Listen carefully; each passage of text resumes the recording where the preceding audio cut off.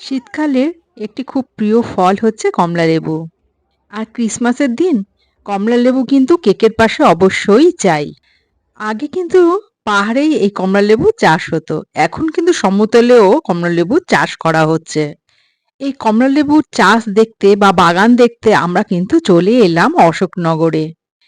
ট্রেনে করে চলে এলাম অশোকনগর রোড স্টেশনে এবং ২ নম্বর প্ল্যাটফর্ম থেকে বেরিয়ে একদম মেন রোডে এসে অটো ধরে নিলাম সেনডাঙ্গার উদ্দেশ্যে। এখানেই রয়েছে সুধীর বাবুর নার্সারি, যেখানে কমলালেবু গাছে গাছে অফুরন্ত ফলে আছে। অটো থেকে নেমে না আমরা সবাই খুবই অবাক হয়ে গেলাম। এখানে প্রচুর লোক এসেছে এবং তার সাথে একেবারে মেলা বসে গেছে। আমরা যেসব মেলা দেখি সেখানে কিন্তু নানা রকম অর্নামেন্টস, খাবার দাবার সবই পাওয়া যায়, কিন্তু এখানে কিন্তু সেটা নয়, সবজির মেলা। এখানকার গ্রামের লোকজনেরা তাদের ক্ষেতের জিনিস নিয়ে বসেছে এবং খুবই স্বল্প মূল্যে। এখানেও চা, ডিম সিদ্ধ, ঘুগনি, নানা রকম ছোট স্টল দেখলাম খাবারের। টিকিট কাউন্টারের সামনে এসে দেখলাম ২রা জানুয়ারি থেকে এই বাগান কিন্তু বন্ধ রাখা হবে। টিকিট কেটে ভেতরে প্রবেশ করতেই আমাদের চোখ একেবারে বড় বড় হয়ে গেল, কারণ এখানে ছোট ছোট সব সবেদা গাছে এত ফলন হয়ে রয়েছে যা আমরা আগে কোনোদিন দেখিনি। এখানে প্রচুর সবেদা গাছ আছে এবং নানা প্রজাতির সবেদা কিন্তু দেখতে পেলাম। আজকে ছুটির দিন হওয়ায় এখানে কিন্তু প্রচুর লোক এসেছেন এই বাগানটিকে পরিদর্শন করতে। সবার মধ্যে কিন্তু একটা উৎসাহ কাজ করছে, কারণ পাহাড়ে না গেলে কিন্তু এরকম কমলালেবুর বাগান কিন্তু আমরা দেখতে পাই না। আর আমরা এই সমতলে এমন সুন্দর একটি কমলালেবুর বাগান দেখতে পাবো যা আমাদের সেই ধারণাকে কিন্তু একেবারে পাল্টে দিল। একটু এগোতেই আমাদের চোখে পড়ল সেই অসাধারণ গাছ ভর্তি হয়ে থাকা কমলালেবুর গাছগুলি। তবে হ্যাঁ, এখানকার গাছের থেকে ফল ছেঁড়া কিন্তু একেবারেই নিষিদ্ধ। তার জন্য কিন্তু ৫০০ টাকা জরিমানা পর্যন্ত হতে পারে। এই বাগানের ভিতরে একটি হনুমানের দর্শন পেলাম। এই হনুমানটি কিন্তু এই বাগানের ফল খেয়েই বেঁচে রয়েছে। খুবই সুন্দর লাগলো এখানে এসে একটি বন্যপ্রাণকে দেখতে পেয়ে। এখানে কিন্তু বিভিন্ন প্রজাতির কমলালেবু দেখতে পেলাম। একটু ছোট, কোনোটার রং হচ্ছে একদম ডিপ অরেঞ্জ, কোনোটা আবার একটু হালকা বড়, নানা রকম প্রজাতির গাছ কিন্তু এখানে লাগানো রয়েছে এবং প্রত্যেকটিতেই প্রচুর প্রচুর ফলন হয়েছে। এইসব বন্য প্রাণ এবং পাখিদের হাত থেকে রক্ষা করবার জন্যই হয়তো এখানে নেটের ব্যবস্থা করা হয়েছে, যদিও আমরা মানুষরাও অনেক সময় ভুল করে ফেলি। হ্যাঁ, তাদের জন্যই কিন্তু ওই যে ৫০০ টাকা জরিমানা, সেটা কিন্তু লেখা রয়েছে। এই বাগানে আজকে যারা এসেছেন তাদের মধ্যে প্রত্যেকেই কিন্তু বেশ উচ্ছ্বসিত।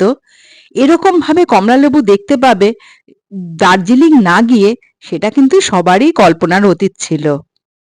এই বাগানটি কমলা বাগান বলে খ্যাত হলেও এখানে কিন্তু নানা প্রজাতির আম গাছেরও চারা লাগানো রয়েছে এবং তাতেও প্রচুর কিন্তু মুকুল চলে এসেছে এখনই। এখানে একটা কথা আমি জানিয়ে রাখি, আমরা যখন শিটংয়ে গেছিলাম তখন ছিল অক্টোবর মাস, যার জন্য লেবু তখনও পাকেনি। সেখানের ভিডিও যারা দেখতে চান তারা অবশ্যই দেখে নিতে পারেন। ওই ভিডিওতেই আছে শিটংয়ের অরেঞ্জ গার্ডেনের কিছু বিশেষ বিশেষ মুহূর্ত। এই বাগানটি অরেঞ্জ গার্ডেন নামে খ্যাত হলেও এখানে কিন্তু প্রচুর ধরনের ফলের গাছ দেখতে পেলাম। এখানে যেমন দার্জিলিংয়ের কমলালেবু এবং আফগানিস্তানের ডালিম, তার গাছ কিন্তু দেখতে পেলাম। এখানে ভিয়েতনাম ভ্যারাইটির কাঁঠাল, লেবু, পেয়ারা এবং সবেদা অনেক কটি গাছই কিন্তু লাগানো রয়েছে। মূলত যারা বাগান ভালোবাসেন এবং প্রকৃতির মাঝে এরকম একটি সুন্দর বাগান দেখতে চান, তাদের কাছে কিন্তু এটি স্বর্গরাজ্যই বলা যেতে পারে। হাতে সময় না থাকার কারণে অনেকেই কিন্তু বেশি দূরে ঘুরতে যেতে পারেন না। তাদের আমি এই গার্ডেনটি ঘুরে দেখবার জন্য রেকমেন্ড করব। এখানে আসলে মন ভালো হয়ে যাবেই।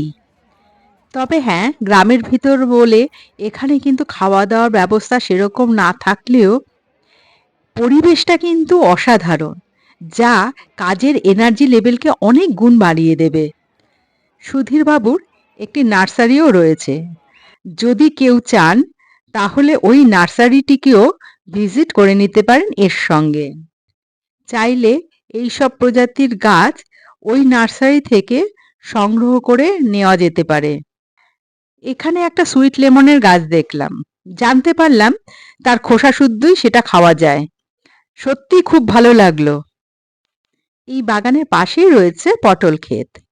সেখানে ছোট ছোট পটল গাছে চারা রোপণ করে কি সুন্দরভাবে মাচা তৈরি করে দেওয়া হয়েছে, যা দেখতে আমাদের খুবই ভালো লাগলো। পটল ক্ষেত ঘুরে এসে এবার আমরা চলে এলাম সরাসরি ডালিম বাগানে। আফগানিস্তানে না গিয়েও আফগানিস্তানের ডালিম কিন্তু এখানে চাষ করা যেতেই পারে, তার প্রমাণ মিলল।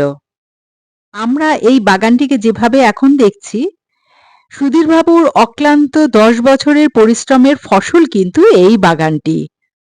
গাছের প্রতি ভালোবাসা এবং তার অদম্য ইচ্ছাই আজকে এই বাগানকে এই রূপে আনতে সাহায্য করেছে।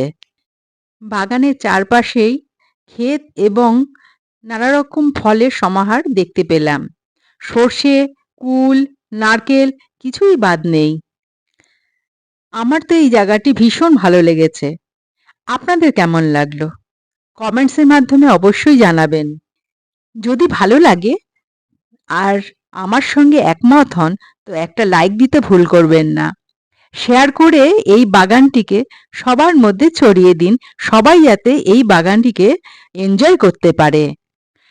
এবার আমাদের বাড়ি ফেরার পালা। সবাই ভালো থাকবেন, সুস্থ থাকবেন, আর হ্যাঁ, আমাদের ভিডিও দেখতে থাকবেন। আর যদি কিছু জানার থাকে কমেন্টস করে অবশ্যই জেনে নিতে পারেন। এরপর দেখা হবে নতুন কোনো ভিডিওতে। আর ততদিনের জন্য টাটা।